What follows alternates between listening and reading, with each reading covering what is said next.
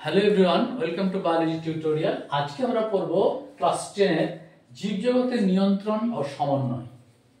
জীবজগতের নিয়ন্ত্রণ এবং সমন্বয় এই বিষয়টা এমন যে কোনো জীব সকল যে পরিবেশে থাকে সেই পরিবেশে তারা কিভাবে পরিবেশকে নিজের অনুকূলে আনতে পারে, তার জন্য আমাদের আজকের বিষয়টা আছে। ক্লাস 10 মাধ্যমিক বোর্ড। আমাদের একটা স্নায়ুতন্ত্র একটা বিষয় নিয়ন্ত্রণের, আর একটা কথা হচ্ছে হরমোন। স্নায়ুতন্ত্রের ব্যাপারটা হচ্ছে হরমোন আর স্নায়ুতন্ত্র এরা পাশাপাশি কাজ করে এবং এই নিয়ন্ত্রণের পরিবেশের যে সচেতনতা তৈরি করতে হেল্প করে। কনসাসনেস, এই কনসাসনেসের স্নায়ুতন্ত্র এবং হরমোন খুবই গুরুত্বপূর্ণ। ভৌত সমন্বয়, রাসায়নিক সমন্বয় এবং হরমোন, রাসায়নিক সমন্বয়, ভৌত সমন্বয় দুটোই। হরমোন, স্নায়ুতন্ত্র। স্নায়ুতন্ত্রের একক হচ্ছে নিউরন। এটা নিউরনের ছবিটা যদি আমরা দেখি তাহলে দেখতে পাবো যে একটা নিউরন তার একটা নিউরোদেশ, বডি সেল, একটা কোষ দেহ থেকে তৈরি হয় নিউরনের, এবং এই কোষ দেহটা একটা অংশ তৈরি করে ডেনড্রাইট,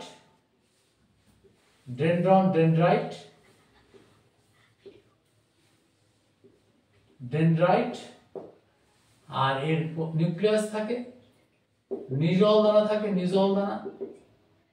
দানা প্রোটিন, লিপোপ্রোটিন, এবং এটা হচ্ছে তোমার এক ধরনের অ্যাকশনের প্রান্তপুরুষ পাওয়া যায়। প্রান্তপুরুষ তার অ্যাকশনের ক্ষেত্রে আমরা দেখতে পাবো। আর কি দেখবো, এর ভেতরে বিভিন্ন ধরনের লাইপোপ্রোটিনের একটা আবরণ দেখতে পাবো, যে আবরণটা মায়োলিন শীট তৈরি করে। এই মায়োলিন শীটকে তার উপর একটা কভার দেওয়া আছে, নিউরোলেম্মা কভার। এই নিউরোলেম্মা কভারে মায়োলিন শীটকে ঢেকে রাখে, এবং এই কভারটা ঠিক মাঝে মাঝে দেখা যায় যে র্যানভিয়ার পর্ব থাকে। মায়োলিন শীটের মাঝখানে থাকে সোয়ান কোষ, নিউক্লিয়েটেড সোয়ান কোষ পাওয়া যায়, যেগুলো রিলেশনশিপে হেল্প করে। স্নায়ুর ক্ষেত্রে পটাশিয়াম আয়ন, ক্লোরিন, সোডিয়াম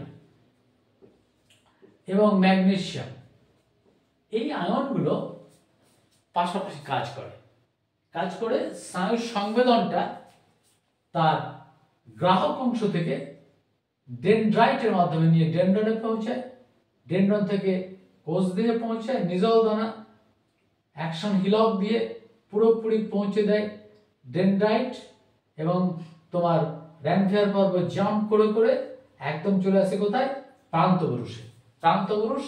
আরেকটা সাইনাপস থাকে, প্রান্তপুরুষের মাঝখানে সাইনাপস দেখা যায়, তারপর আরেকটা নিউরন শুরু হয়, মানে এ নিউরন, আবার বি নিউরন, আবার সি নিউরন, এইভাবে প্রত্যেকটা স্টেপ স্নায়ুতন্ত্রের মধ্যে সংবেদন চলে। এটা হচ্ছে ভৌত সমন্বয়। রাসায়নিক সমন্বয় কিরকম, যে একটা স্নায়ু সংবেদ কিভাবে রাসায়নিক পরিবর্তনের মাধ্যমে একটা নিউরন থেকে আরেকটা নিউরনে যাচ্ছে, এই যে কনসাসনেস, এক্ষেত্রে আমরা জীবজগতের ক্ষেত্রে একটা অদ্ভুত ধরনের পরিবর্তন দেখা যায়। এবং পরিবেশ, যে পরিবেশও থাকে, তবে জলজ পরিবেশে যারা থাকে, যারা টেরেস্ট্রিয়াল অংশে যারা থাকে, যারা হয়তো কোনো অরণ্য ভূমিতে থাকে, যারা হয়তো খেচর অভিযান আকাশে থাকে, তা প্রত্যেকটা জীবের মধ্যে এই সংবেদনশীলতা নির্ভর করে স্নায়ুতন্ত্রের কার্যকারিতার উপরে। আমরা হরমোনের ক্ষেত্রে যদি দেখি, এখানেও সেরকম একটা সঞ্চালন নীতি আমরা দেখতে পাবো। হরমোনটা বিশেষ করে হরম্যাও শব্দ থেকে এসেছে। হরম্যাও কথাটা উৎপত্তিগত দিক হরম্যাও, এই হরম্যাও থেকে হরমোন কথাটা এসেছে। হরমোন উত্তেজিত করা, আমি উত্তেজিত করি, হরম্যাও কথাটি মানে। এটা কে আবিষ্কার করেছিলেন? বিজ্ঞানী বেলিস এবং স্টার্লিং। এই দুজন বিজ্ঞানী তারা আবিষ্কার করেছিলেন হরমোন 1905 সালে। 1905 সালে এরা আবিষ্কার করলেন, যাতে হরমোনের একটা দিক তিনি দিতে পারেন। হরমোন একটা রাসায়নিক বস্তু। উদ্ভিদের ক্ষেত্রে ভাজককণা থেকে উৎপন্ন হয়, প্রাণীদের ক্ষেত্রে এই হরমোন উৎপন্ন হয় অন্তঃক্ষরা গ্রন্থি থেকে। প্রাণীদের যে হরমোন, সে হরমোনটা হচ্ছে প্রাণী জগতের সমন্বয়ক, অর্থাৎ রাসায়নিক কেমিক্যাল মেসেঞ্জার। এই মেসেজটা যেটা একটা প্রাণী থেকে আরেকটা প্রাণী, একটা প্রাণী থেকে পরিবেশ, পরিবেশ থেকে প্রাণীর দেহে, এগুলো মেসেজগুলো পরিবহন করে, হরমোন রেসপন্স করে। কিরকম রেসপন্স? যে হরমোন বোঝাতে চায় যে কোনো জীবের অস্তিত্ব আছে, যে কোনো জীবের লিভিং অস্তিত্ব পাওয়া যাচ্ছে। এবং হরমোনের মধ্যে যেমন সাধারণত আমাদের প্রাণীদের মস্তিষ্কের যে এনএসসি সেল রয়েছে, নিউরোসেক্রেটরি কোষ, সেখানে হরমোন তৈরি হয়। মস্তিষ্কের ভেতরে যে তোমার এক ধরনের কোষ পাওয়া যায়, সেটা হচ্ছে তোমার হাইপোথ্যালামাস অংশ। হাইপোথ্যালামাস অংশ হরমোন তৈরি করে। একটা মস্তিষ্কের কোষের ভেতরে এরকম জায়গাটা হাইপোথ্যালামাস, থ্যালামাসের ঠিক নিচে হাইপোথ্যালামাস পাওয়া যায়। থ্যালামাসের ঠিক নিচে, ও থ্যালামাসের ঠিক উপরে পাওয়া যায় এপিথ্যালামাস। হাইপোথ্যালামাস কি করে? এই অংশটা সেরিবেলাম এবং সেরিবেলাম আর মিডব্রেন এর সমন্বয় হিসেবে কাজ করে। থ্যালামাস একটা সবচেয়ে থ্যালামাসের কাজ হচ্ছে ব্রেনের বিভিন্ন অঙ্গ, বিভিন্ন অংশ, বিভিন্ন পার্ট থাকে, তাদের মধ্যে সমন্বয়, রিলেশন তৈরি করে। এই রিলেশনটা আমাদের থ্যালামাস অংশ যে কোনো জীবদেহের তাপমাত্রা নিয়ন্ত্রক হিসেবে কাজ করে। তাপমাত্রা রেগুলেটর, নিয়ন্ত্রক হিসেবে কাজ করে। থ্যালামাস আমাদের, বিশেষ করে যারা উচ্চ শ্রেণীর প্রাণী, মানুষ যেমন, তাদের মধ্যে ব্যক্তিত্ব নির্ভরশীলতা কাজ করে। ব্যক্তিত্ব থ্যালামাস ডিপেন্ড করে তোমার সেরিবেলামের সঙ্গে। সেরিবেলাম মস্তিষ্কের তিনটে পার্ট, একটা সেরিব্রাম, একটা মিডব্রেন, একটা সেরিবেলাম। সেরিবেলামের সঙ্গে থ্যালামাসের একটা যোগাযোগ আছে। থ্যালামাস এমন একটা অংশ যে সেরিবেলামের বিভিন্ন কাজকে প্রসিড করে, এগিয়ে দেয়। যেমন সেরিবেলামের কাজ হচ্ছে কোনো মানুষের, বিশেষ করে কোনো প্রাণীর পার্সোনাল যে ব্যক্তিত্ব, সেই ব্যক্তিত্বটা ডিপেন্ড করে। যেমন আমরা কুকুর পুষি, আমরা বিড়াল পুষি, বা বিভিন্ন পশু পাখি, কোনো জীবজন্তু, প্রত্যেকটা জীবের মধ্যে সেরিবেলাম তার কার্যকারিতা ডিপেন্ড করে থ্যালামাসের সঙ্গে কোরিলেশন। থ্যালামাসের সঙ্গে পন্স আছে, পন্স ওর একটা অংশ আছে। তারপরে তোমার থ্যালামাসের সঙ্গে সেরিব্রাম যে অংশ, সেগুলো কোরিলেশনটা তৈরি হয়। এখানে থাকে, এর ঠিক নিচে থাকে হাইপোথ্যালামাস।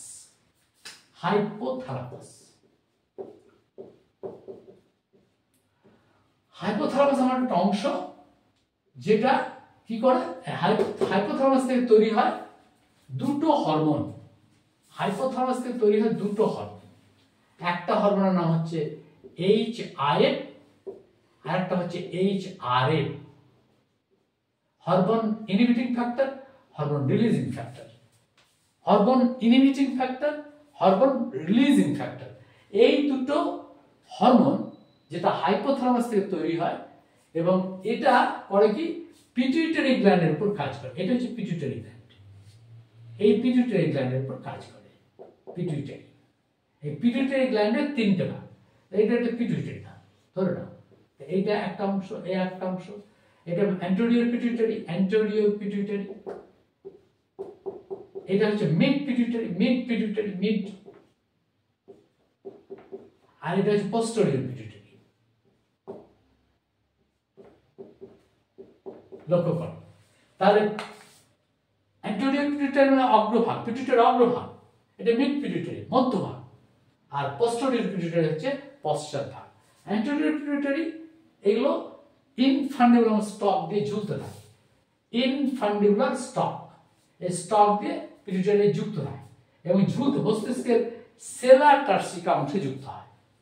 তোমাদের অবজেক্টিভ কোশ্চেন আসতে পারে যে তোমার পিটুইটারি কোথায় অবস্থান করে, তার অবস্থান প্লেসটা কোথায়? স্ফিনয়েড অস্থি, আমাদের ব্রেনের যে হাড় আছে তার যে স্ফিনয়েড অস্থি তার মধ্যে পিটুইটারি গ্রন্থি অবস্থান করে। একটা ছোট্ট, এর ওজন কত? 0.3 থেকে 0.8 গ্রাম, মাত্র 0.3 থেকে, শিশুদের 0.3, একটু অ্যাডাল্ট হলে 0.5 এবং আরেকটু প্রেগনেন্ট হলে 0.8 গ্রাম। এই এত ছোট্ট একটা মটর দানার মতো অংশ, মটর দানাকে অর্ধেক করলে যে ওজনটা দাঁড়াবে, সেরকম একটা ছোট্ট গ্রন্থি যে পুরো বডিকে কন্ট্রোল করছে। আগেকার বিজ্ঞানীরা বলতেন যে এটা মাস্টার গ্ল্যান্ড, কিন্তু বর্তমানে পিটুইটারিকে মাস্টার গ্ল্যান্ড বলা হয় না। কেন হয় না? কারণ হাইপোথ্যালামাস পিটুইটারিকে কন্ট্রোল করে।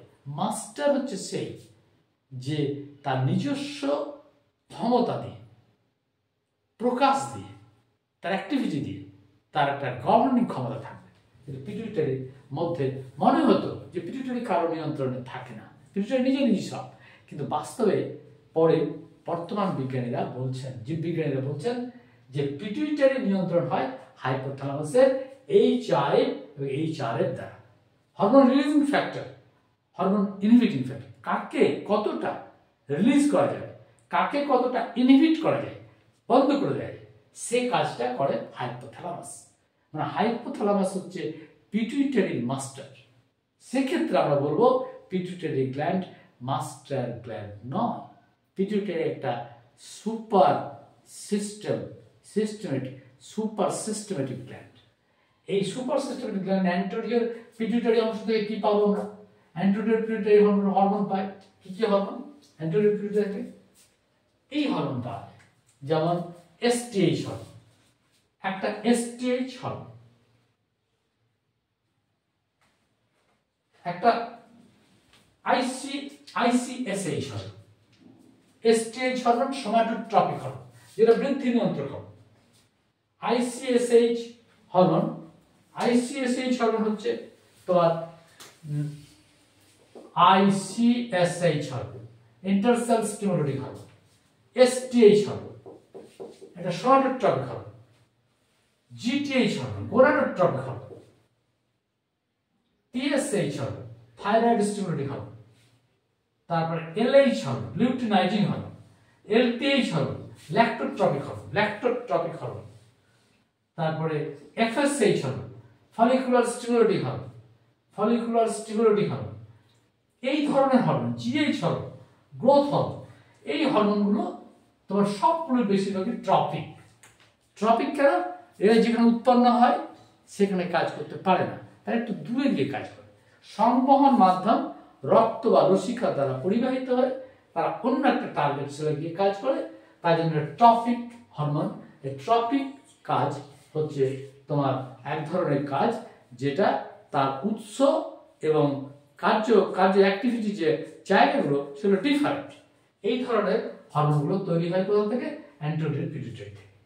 মিড পিটুইটারি থেকে যে হরমোনটা তৈরি হয় সেটা হচ্ছে MSH hormone, melanocyte stimulating hormone. আর পশ্চাৎ পিটুইটারি থেকে যে হরমোন তৈরি হয়, একটা হচ্ছে অক্সিটোসিন, একটা হচ্ছে অক্সিটোসিন, আর একটা ভেসোপ্রেসিন। অক্সিটোসিন আর ভেসোপ্রেসিন। এই ADH হরমোন হচ্ছে ভেসোপ্রেসিন হরমোন, মানে তোমার রক্তবাহকে প্রেস করতে পারে। ভেসোপ্রেসিন ADH হরমোন যে দুটো কাজ। ADH হরমোন একটা কাজ হচ্ছে কি? একটা কাজ হচ্ছে মূত্রাশয়ের মধ্যে অতিরিক্ত জল ছেড়ে দেওয়া। মূত্রাশয়ের কিডনি দিয়ে অতিরিক্ত জল পাস করে, যার ফলে অতিরিক্ত জল বহুমূত্র রোগের ডায়াবেটিস ইনসিপিডাস সেটা নিয়ন্ত্রণ করতে পারা যায় না যদি ADH হরমোনের অভাব থাকে। ADH হরমোনের এটা কাজ। যদি ADH হরমোনের অভাব থাকে তাহলে আমরা দেখব যে মূত্রাশয় দিয়ে জল অতিরিক্ত বেরিয়ে যাচ্ছে, এবং এই হরমোনটা কি করে? মূত্রাশয়ের জল নিষ্কাশনের সাথে সাথে কিছুটা সুগার বেরিয়ে যায়। সুগার বেরিয়ে গেলে এর একটা ফাংশন আছে। ক্লাস 10 আমাদের এর পরিচিতিটা আছে। আমাদের অবজেক্টিভ কোশ্চেন আসতে পারে যে প্রত্যেকটি হরমোনের যে ছোট ছোট নাম, যেমন STH এর পুরো নাম কি, ICSH এর পুরো নাম কি, GTH এর পুরো নাম, TSH এর পুরো নাম, LH এর পুরো নাম, LTH এর পুরো নাম, FSH, জিএইচ প্রত্যেকটার অ্যাব্রিভিয়েশন যে নামগুলো সেগুলো একটু দেখে রাখো, তোমাদের বই আছে অনেক কিছু। তার বলে দিচ্ছি STH somatotropic hormone, IC intercell stimulating hormone, gonadotropic hormone, thyroid stimulating hormone, luteinising hormone, lactotropic hormone, follicle stimulating hormone এবং গ্রোথ হরমোন। এই হরমোনগুলো প্রত্যেকটা যে নামগুলো অ্যাব্রিভিয়েশন নাম, MS melanocyte stimulating hormone, AD anti diabetic hormone, oxytocin. এই হরমোনগুলো প্রত্যেকটির যে তোমার অ্যাব্রিভিয়েশন নামগুলো পরীক্ষা আসতে পারে, যেমন ডিএনএ আসতে পারে, আরএনএ আসতে পারে, ঠিক পাশাপাশি এই হরমোনগুলো আসতে পারে। আমাদের ক্লাস 10-এ হরমোনের বিশদ কিছু নেই, এইগুলি আছে, কিছু সামান্য কার্যকারিতা আছে।